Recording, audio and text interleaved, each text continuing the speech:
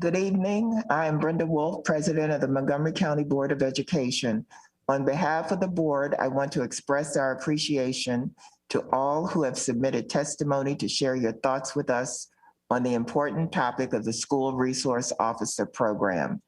As always, board members are looking forward to hearing and giving thoughtful consideration to your input as we study this topic and before we take any actions. In light of the ongoing pandemic, we have suspended live testimony, but we have collected written, audio, and video presentations. The order of speakers is listed on the agenda that is available on the board's website. Only the audio and video testimonies received will be aired during this meeting. We received 7 written testimonies for tonight's hearing that have been made available to the public and for board members' review on board docs. We understand that some members of our community may not have been able to submit testimony for this week's hearings, but we still want to hear from you. We will continue to accept testimony through March 25th and will post it for the public and board members to review. The additional testimonies will be posted to board docs to an agenda titled Additional Testimonies Regarding SROs beginning tomorrow, Friday, March the 5th. If you would like to submit post-hearing testimony, you should submit it by email to boetestimony@mcpsmd.org. Testimonies will be posted as they are received. Finally, while live testimony has been suspended, we do have some board members and MCPS staff gathered in person for tonight's hearing. We are also broadcasting live on television and MCPS media, including the MCPS Spanish YouTube channel.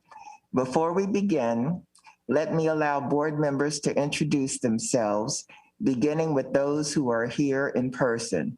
So I will start with Ms. Harris. Good afternoon, everyone. Thank you for testifying today. Ms. Mandrowski. Good afternoon, everyone. This is Rebecca Smondrowski. Thank you. Ms. Evans. It's good to be here. Shepard Evans representing District 4. Ms. O'Neill. Good afternoon, Pat O'Neill, virtual today. Dr. Daka is on Zoom with us also.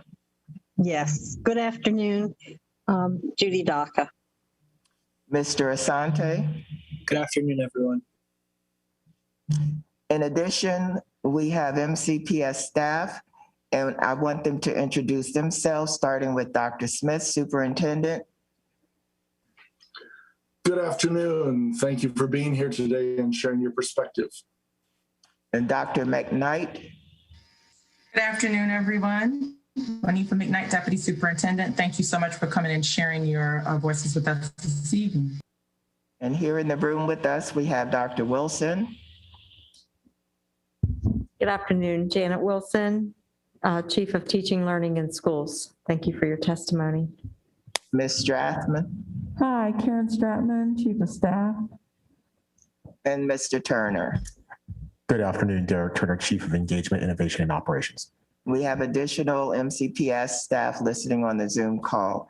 Let us begin. Our first speaker is Nora Oswegara Arasmu from Paint Branch High School.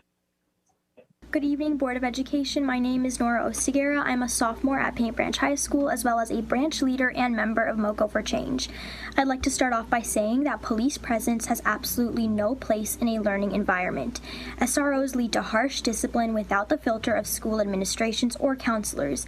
This in turn leads to disruption of the educational process through suspension, expulsion, and inadequate ways of dealing with school-related incidents. SROs operate independently and are not adequate enough when it comes comes to dealing with students, especially those with mental health challenges. We cannot expect law enforcement officers to do the job that a counselor or a school psychiatrist could do 10 times more efficiently and effectively. Not to mention, police presence re-traumatizes many minorities and students of color, given the negative connotation and experiences they deal with in their own neighborhoods and communities. School is a learning environment, and no student should have to associate education with fear. Being a hijabi Muslim woman, I wear my identity to school every single day. Muslims have long dealt with government surveillance and profiling by law enforcement, so having police presence in an environment meant to make me feel safe is doing the contrary. I am lucky enough to have never been targeted, but I can't say the same for others. It's odd how we find people not directly impacted by such programs advocating for the continuation of them. The SRO program is clearly detrimental to students' well-being, and it's important to remember that students are the ones being affected by these decisions, so I urge you to decide wisely. Thank you. Next up is Obese Abibi from Bethesda Chevy Chase High School. Good afternoon, board members. My name is Opsi Abibi. I'm a sophomore at Bethesda Chevy Chase High School, and I support the removal of the SRO program from MCPS. Because not only is this program a problem for students of color and students with disabilities, but a problem for various student demographics in MCPS, such as survivors of sexual assault. Over the summer, as many of you know, numerous posts were published on accounts such as LGBTQ+ Black so on and so forth. One that stood out to me was the Survivors at BCC Instagram account, because I saw at least 3 different posts regarding the poor interaction survivors had with SROs. The post stated that it took a long time for SROs to contact survivors of sexual assault and help them get justice, sometimes even up to a year. This, among many other factors, indicates the inefficiency of the program. Furthermore, the post also conveyed how many SROs reopened the wounds of these sexual assault survivors by interrogating them and implying that they didn't believe them. There were also many cases in which the survivors never got justice and only felt worse after meeting with SROs. This isn't a surprise because SROs aren't trained for this type of work. Counselors are, a fact that further reinforces the need to remove SROs and reallocate those funds to getting more school counselors that will truly help students instead of further traumatizing them. And I can speak to how traumatizing this program is. The only first and thankfully last time I interacted with an SRO was when they thought I had stolen my own phone and told me to drop my attitude when I questioned why they would assume that. Such a microaggression made me, a Black female student, feel unsafe around SROs from that point on. I can only imagine what else could have happened to me that day if I didn't drop my attitude. Would they have written a referral to tarnish my school record and impact how colleges saw me in the future? Would the situation have escalated into an unnecessary and violent arrest? Too many students are being subjected to asking these questions, a reality that further contributes to the toxic environment SROs create in our schools. There is so much intersectionality in our school district, and the SRO program fails most, if not all, intersectional aspects. It's also essential to note that the SRO program feeds into the school-to-prison pipeline, and that pipeline is a direct feeder into the PIC, Prison Industrial Complex. So I urge all of you to not let any more students of color with disabilities with sexual assault history, whatever the case may be, fall prey to neither the pipeline nor the PIC because of the SRO program at MCPS. Thank you.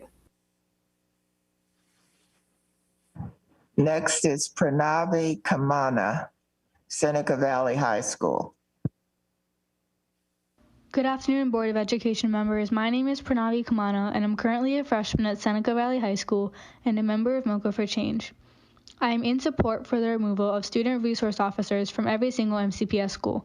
First off, SROs are a source of fear and trauma for many students and parents. With school being a place to receive an education, there is no reason for SROs to become a part of that. This program makes students of color feel unsafe and unwelcomed, which is the exact opposite of how students are supposed to feel when entering school property, because the truth is, not everyone feels comfortable around police officers.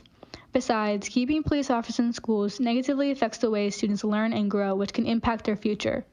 With students facing policing during school hours and on school property, this clearly shows how students are being taken away from their right to a free education. In addition, the SRO program is an ineffective use of resources. The $3 million used for the program could be utilized for a much more worthy cause. With a multitude of students facing mental health issues, the money could be invested in obtaining more support services to benefit students in a positive way. With mental health being a top priority, access to support services should not have to be an issue and should always be available. With counselors being the main support service, an increase in this group of people would most definitely benefit students as opposed to being policed. With the urgency of this issue, there hasn't been a better time to take action than now. Thank you. Next is Richaha Tripathi from Parkland Middle School.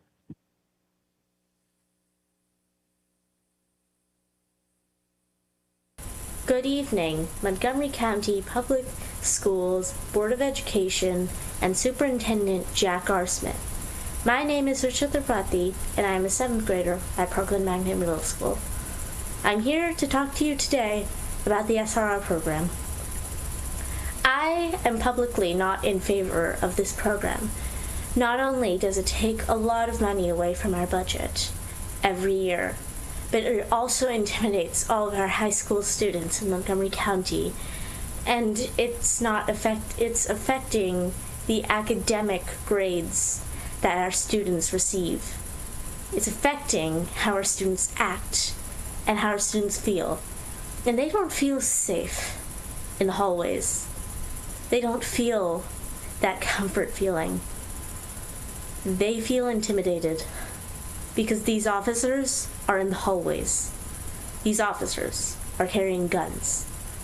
And these officers are getting paid, and they don't report to a home base. They don't get a penalty. They are controlled by a principal. Teachers, high school students, administration, and principals are all affected. And so are the younger class. I am a middle schooler currently. I am very afraid to go to high school, knowing that when I go to high school, there will possibly be people in my schools who are paid with a gun and who are paid to shoot. These people may not be adequately trained or competent, but they are still in our hallways, taking away our money, taking away our feeling of comfort. I ask for you to consider to remove this program. Instead, not only add in counselors, but add in support help and peers who are very helpful. Peers are one of the only people who can understand. Not all counselors can relate.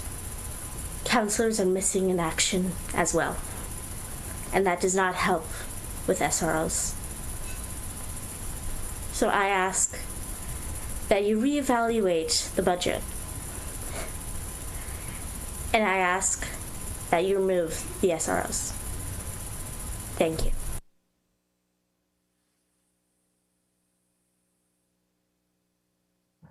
At this time, we'll take comments and questions from the board. I'm going to start with our members on Zoom first, starting with Ms. O'Neill.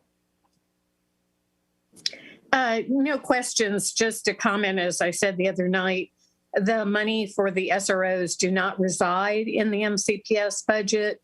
They are in the police department budget. They're not part of MCPS. And the other thing is, someone had mentioned psychiatrists. We do not have psychiatrists on staff. We do have psychologists, pupil personnel workers, and counselors, and in a few rare instances, social workers. Mr. Asante. No questions. I just wanted to thank students for taking time to share their perspective on this issue.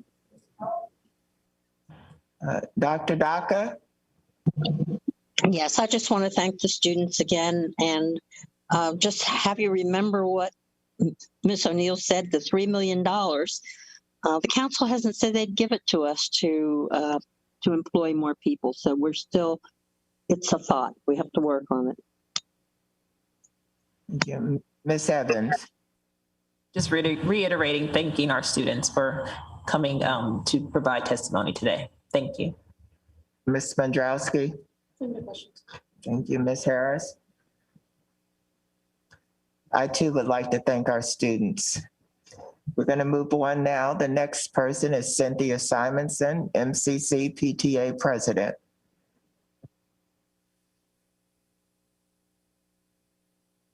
Hi, I'm Cynthia Simonson, the president of MCC PTA, and I want to thank you for the opportunity to be here this evening. As I'm sure many of you are aware, MCC PTA passed a resolution in 2010 advocating for SROs to be assigned to each high school. Today, as an organization, we're considering another resolution related to the SROs, and much of the conversation has centered on whether assigned to should actually require being stationed within. Because those conversations are taking place among our PTA members over the next few weeks, I can't specifically address the position of MCC PTA. I know there are many others that will speak to research and reports and the disproportionality concerns of their clusters, but I'm not focusing necessarily there today. What I'd like to share are some observations and what has surprised me about the SRO program. Listening to the SROs in the Montgomery County Police Department and the security assistants that are assigned within our schools, it surprised me how differently the role of the SRO is from school to school. Almost 3 years ago exactly, I remember being at Carver and describing an incident to the commander who was the spokesman at the event. The incident involved a threat made against about 50 students and staff, including my daughter, that had just occurred at my home high school. The commander immediately began listing the procedure the SRO would follow, and I was struck by the marked differences in the protocol described and what actually occurred. With a few more volleys, it was clear what the commander was describing was the process followed by SROs that work for Montgomery County Police Department. But my high school's SRO wasn't under his command. When you look at the MOU, it's signed by 4 different chiefs and a sheriff. There is no central figure all the SROs report to. That surprises me. Listening to MCPS, it surprises me how little data integrity we have surrounding this program and the lack of clarity on how the SRO role connects with the serious incident reporting that's required from our schools. Within the serious incident report, there's a column for each line item where the schools indicated the police are called. In my written testimony, I've included a screenshot. Are those the SRO calls? Based on the reporting, the police were called about 260 times in the 18-19 school year. Based on the low numbers, it can't be the SRO involvement. That would have each of our SROs only involved about 10 times a year, averaging about 1 call to a SRO per month. So then the question is, what does police called represent? And maybe more importantly, where are the actual activities and engagements of the SROs captured? It surprises me MCPS doesn't have those answers. Listening to parents and students, or parents and teachers, it surprises me to hear how some of them describe how important the SRO is to the school order, and then relaying how the SRO is a fixture in the school, engaging with kids, checking passes in the hallways, and maintaining order in the cafeteria. Are these functions actually performed by an armed on-duty police officer? Maybe. Maybe we have blended the line between security and armed officers. Regardless, it surprises me that we've normalized, at least in some of our schools, the idea of an armed officer checking passes.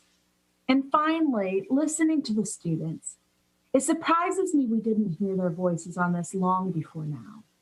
The mission of the PTA is to make every child's potential a reality by engaging and empowering families and communities to advocate for all children. We have students telling us this program is preventing them or their classmates from making their potential a reality. That is a call to action. So aligned with our mission of engaging and empowering families, my request on behalf of MCC-PTA is for you to make decisions that will minimize the surprises of this program. I spent my childhood in rural Arkansas, very close to Maya Angelou's hometown. And I want to leave you with a passage from her that seems appropriate for this point in time in our system and perhaps a charge to the Board of Education. She said, "Do the best you can until you know better. And then when you know better, do better. Let's do this better." Thank you for your time. Next is Joe Schifrin and Sidra Hoffman from Jews United for Justice. My name is Joe Schifrin and I live in Bethesda. I'm testifying in support of removing school resource officers from Montgomery County schools and replacing them with funding for substantial non-criminal alternatives. I'm Jewish, and much of my learning in advocacy about SROs has been led by student advocates. Boni Tzedek is an organization of Jewish student leaders working for police-free schools, and I'll invite them to testify now. My name is Sidra Hoffman, and I am a junior at Albert Einstein High School. I live in District 5, and I'm representing the organization Boni Tzedek, a social justice organization for Jewish youth. I'm here to testify to the Board of Education in favor of removing student resource officers from Montgomery County Public Schools. I believe that removing police from schools is a racial justice issue, a value central to MCPS's mission, and one of the key values I've been taught through my Jewish education. At my Jewish summer camp, Havanim Dror, Camp Mosheva, we learned that it isn't enough to just be neutral in the face of injustice, but that we have to be actively working against it. Racial justice was solidified as a Jewish value for me when I attended a vigil for Tyrone West in 2017 with my fellow campers. At this vigil, Tawanda Jones, West's sister, told the story of how her brother was killed by police, people who were supposed to protect him. This vigil opened my eyes to racism present in our modern-day world. For example, in my schools, I noticed that students of color would get punished much more severely than white students who acted out in the same ways. While a white student may receive a verbal warning, students of color often receive detentions or even suspensions. I also recently learned that this kind of unequal punishment often escalates even further than detentions, leading black students to be arrested by SROs far more frequently than white students. Despite only being 22% of the student population in MCPS, black students make up 45% of school-related arrests. Racism in our schools, which is further incited through the SRO program, fuels the school-to-prison pipeline and puts the future of my fellow students in danger. I've also witnessed firsthand the complete lack of adequate mental health services available at our schools. I have many friends who were unable to find the support from counselors and other mental health professionals that they needed at school. This forced them to find expensive alternatives elsewhere, miss months of school, or even completely change schools. When I discovered that $3 million goes towards the SRO program, I could not help but think that this money could be going towards mental health professionals that our schools greatly need instead. Ultimately, school should be a place of learning and growth, and not a place of policing, fear, and stress. Therefore, I urge all of the members of the Board of Education to support replacing SROs with culturally competent counselors and social workers in order to make schools a safer community for all students. Thank you for your consideration. Next is Kristen Mink. Hi, my name is Kristen Mink, and thank you to the board for hearing my testimony today. I am a graduate of Montgomery-Blair High School, a former MCPS teacher, and the parent of an incoming MCPS kindergartner. I'm here today to urge you to act in the best interests of our students and end the SRO program, and to keep police out of schools unless imminent physical danger requires a call for service. The Maryland Center for School Safety has noted that the nature of adequate coverage per Maryland's Safe to Learn Act varies. And last year, they described one possible form of adequate coverage as, quote, deputies who respond to calls for service at schools that do not have an assigned SRO. So it is completely within the rights of the Board of Education now to end the SRO program and any practice of having police patrol our school buildings. At state and local hearings, students, parents, teachers, and experts have told us that having cops in schools is actively harmful to students, especially Black and brown students, and that the practice creates a school-to-prison pipeline. Despite this, supporters of the program keep returning to three main reasons for their support, and I'd like to briefly address each of them. First, some parents say they feel safer knowing there are cops in schools. While this feeling is not grounded in evidence that cops do make schools safer, the emotional response is unsurprising, given that many kids are raised to view police officers primarily as heroes, think Paw Patrol. And when those kids don't go on to experience the effects of systemic racism prevalent in policing, that one-dimensional view of police remains intact. But the reality is that regardless of some people's positive feelings about cops, there is no compelling evidence that having police stationed in schools makes schools safer or makes mass shootings less likely or less deadly. And in fact, there is compelling evidence that students, especially Black and Brown students, are less safe with cops in schools. Arrest rates of children increased significantly after schools received federal grants to hire police officers, and these arrests are disproportionately of Black students. Disciplinary actions, including suspensions, have been found to increase, again, of disproportionately Black students. One study found the introduction of police in schools lowered the graduation rate. The second theme we hear from supporters are stories about kind, compassionate SROs. Mo Kennedy, the executive director of the National Association of School Resource Officers, said that well-trained SROs operate more like counselors. If the best defense of SROs is that the best ones act like counselors, that seems like a pretty clear indication that we should just hire more counselors. The third reason we hear for why cops should stay in schools is because police want to be in schools to build relationships with students. I would respond that schools are for educating children, not a public relations tool for the police. The only question that you, the Board of Ed, should be considering is, what is best for the students? And the answer to that is clear. If it's not clear to you, think about a kid you love and ask yourself, what do you want for them on their worst day? On a day when they're sad or mad or hungry or exhausted, when they might care less about rules and decorum, who do you hope is there to respond to them? A police officer or a counselor? Thank you. Next is Zuli Pineda. Hello, my name is Zuli Pineda. I'm a lifelong Montgomery County resident, member of a youth and young adult civic engagement group called Young People for Progress, and currently a paraeducator at Northwood High School. I've been working for MCPS for 5 years, and I'm speaking to you all today in hopes of getting your support for police-free schools. SROs have been a recent addition to our school system, funded entirely by the county after federal funding was cut to the program. There have even been recent attempts by the county to expand the SRO program to our middle schools. I can tell you, having gone through the school system myself as a student and now staff member, that my sentiment towards SROs has never changed. When there was a gun incident at my high school, an SRO did not do anything to prevent it, but we all know what could have. A mental health professional.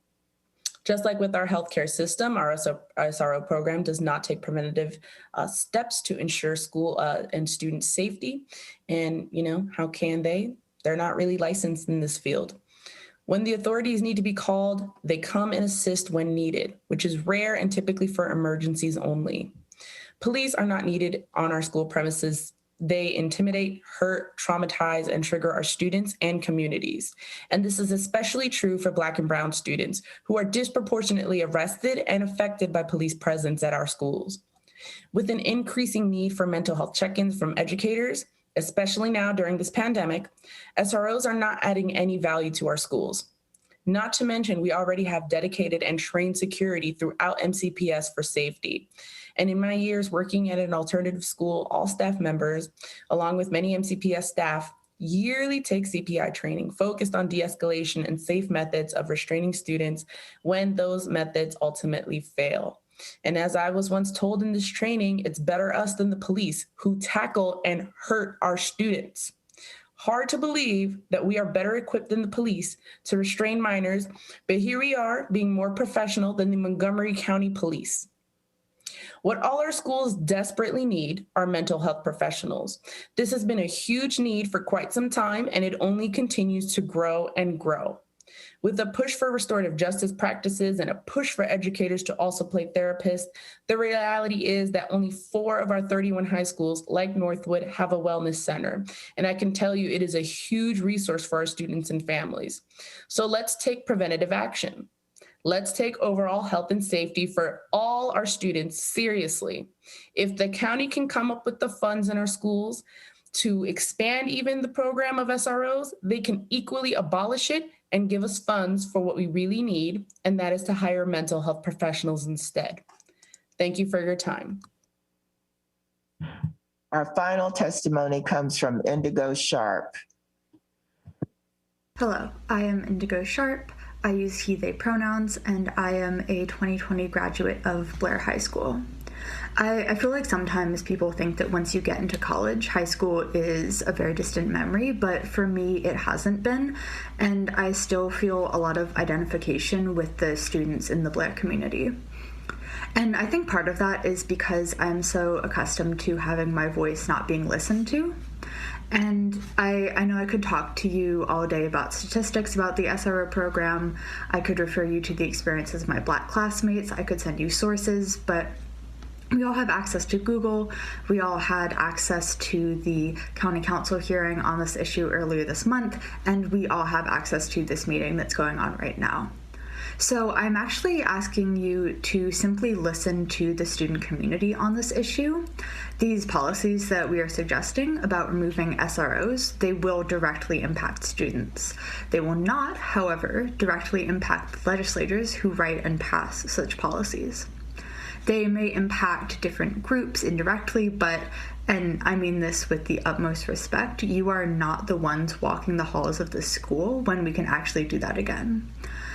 I simply do not know how to impress upon people that as a high school student, I felt there was very little access to the decision-making process on the part of students.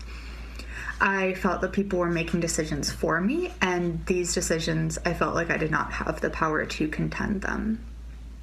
I remember reading 1984 and thinking, wow, this is basically my life. There are rules that I'm not allowed to question, authority figures that I'm not allowed to question, and people in charge that insist that I treat them with respect without actually giving me that respect in return. So, I'm asking you, please just listen to the student organizers on this issue.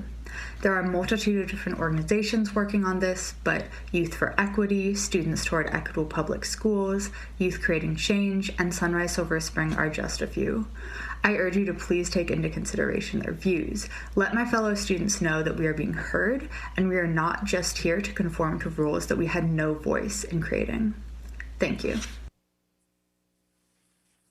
At this time, we'll take board questions or comments, starting with our members on Zoom. Ms. O'Neill.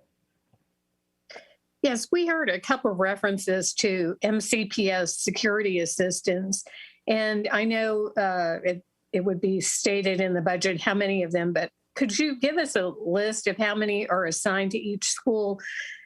And I want to state, I know they do not carry guns, and the board has taken a position when there has been legislation that would have allowed arming of teachers or other staff that we strongly opposed such moves. But I know that some of them are former police officers. So I wondered how many in our security assistant pool are former police officers, sheriff deputies, or military police?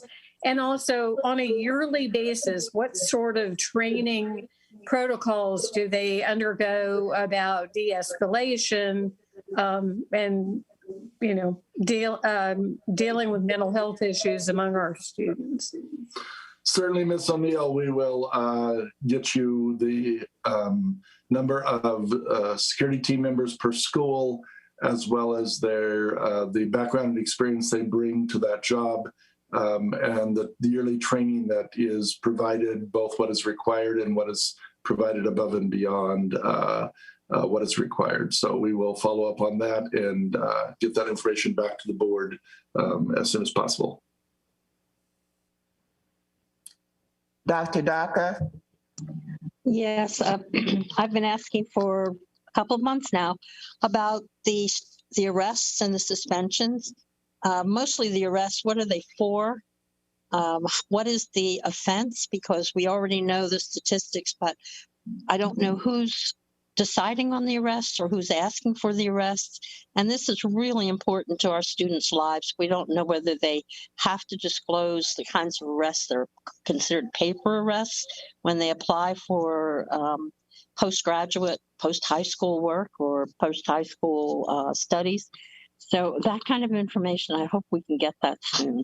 It would give us a better way of making a decision about the program. Should it stay or should it go? Dr. Daka will certainly provide the information that we have available to us.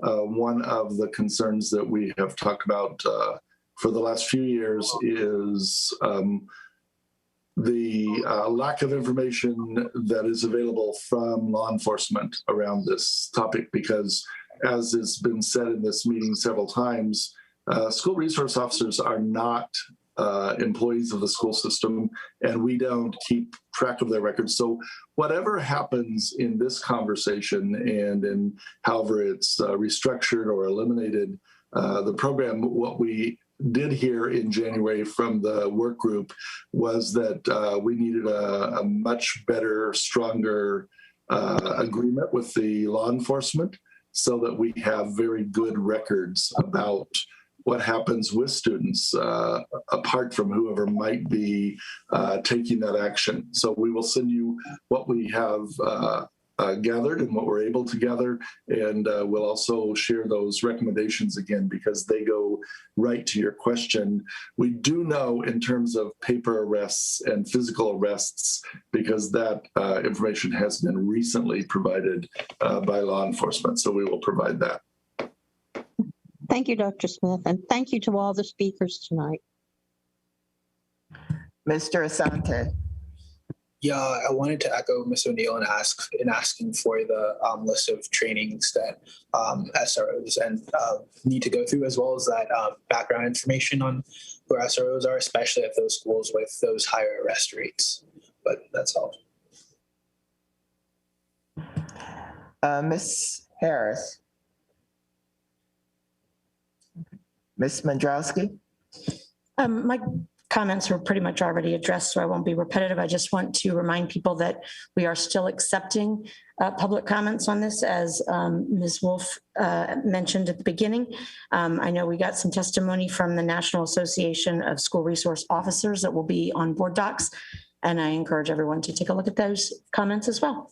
Thank you. Ms. Evans? Okay, well, this concludes our hearing for this evening. And again, we just want to remind you that we will continue to accept testimony through March the 25th, and we'll post it for the public and board members to review. Thank you and have a good evening.